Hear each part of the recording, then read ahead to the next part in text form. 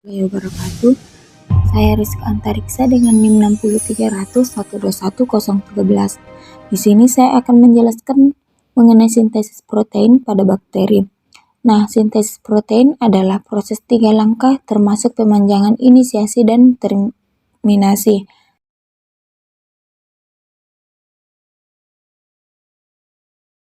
Pada bakteri seperti inisiasi E. coli membutuhkan 3 protein kecil yang disebut faktor inisiasi IF1, IF2, dan IF3.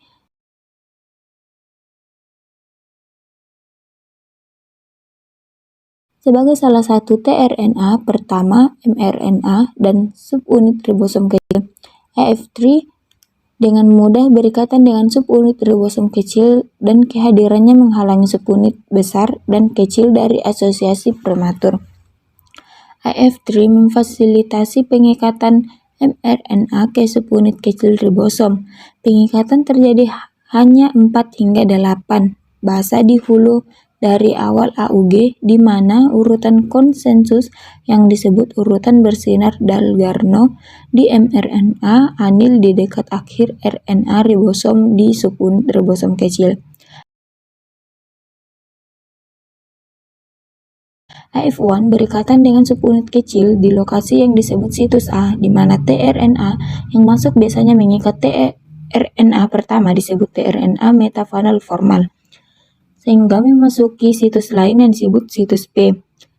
Perlu diperhatikan bahwa tRNA inisiator telah dikawal ke situs P oleh IF2 yang terikat dengan GPT molekul berenergi tinggi yang mirip dengan ATP antikodon.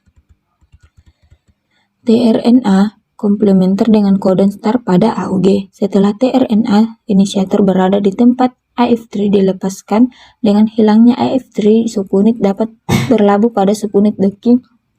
Subunit tersebut memiliki hidrolisis GPT pada IF2 dan pelepasan inisiasi selanjutnya faktor ribosom yang siap untuk pemanjangan.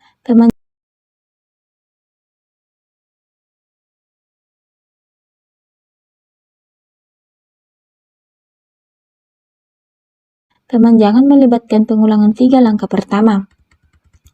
Faktor pemanjangan yang disebut F2 terkait dengan GPT berikatan dengan tRNA aminoasil bermuatan bebas kompleks ini memasuki situs A atau akseptor. Pemilihan yang benar dari kompleks tRNA tergantung terutama pada kodon pasangan antikodon. Dalam contoh ini antikodon CCC berpasangan dengan antikodon GGG. tRNA membawa asam amino glisin. Pada langkah kedua, aktivitas peptidil transferase ribosom mengkatalisis pembentukan ikatan peptida antara asam amino baru di situs A dan asam amino sebelumnya di situs P.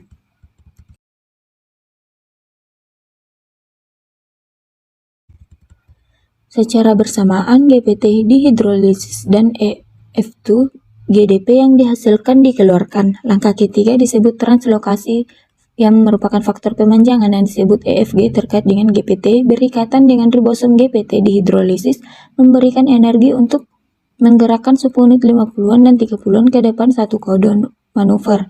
Ini membuka situs A dan menggeser tRNA yang tidak bermuatan ke situs terakhir yang disebut situs E atau keluar tRNA.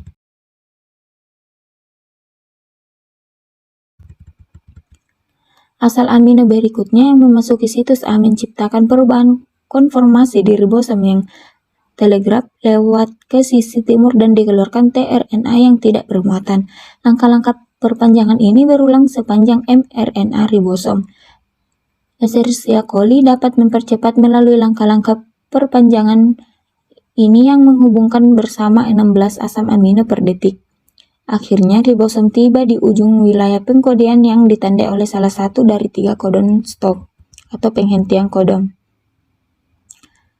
Tahap translasi ini disebut terminasi. Tidak ada tRNA yang sesuai untuk penghentian kodon, melainkan protein yang disebut faktor pelepasan baik RF1 atau RF2 yang memiliki bentuk umum tRNA meniru tRNA dan memasuki situs faktor pelepasan, mengaktifkan fungsi transferase peptida ribosom yang memotong ikatan yang menambatkan peptida yang telah selesai ke tRNA di situs P.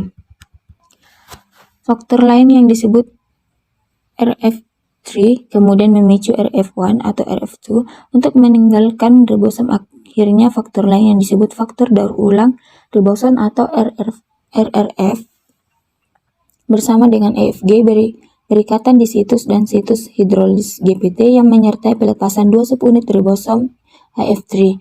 Kemudian mengasosiasikan kembali subunit 50 dengan subunit 30 memecah subunit 50 dan 30 datang dengan subunit ribosomal yang dibebaskan dan selanjutnya bebas untuk berdifusi melalui sel yang siap untuk mengikat mRNA lain dan memulai urutan terjemahan lagi.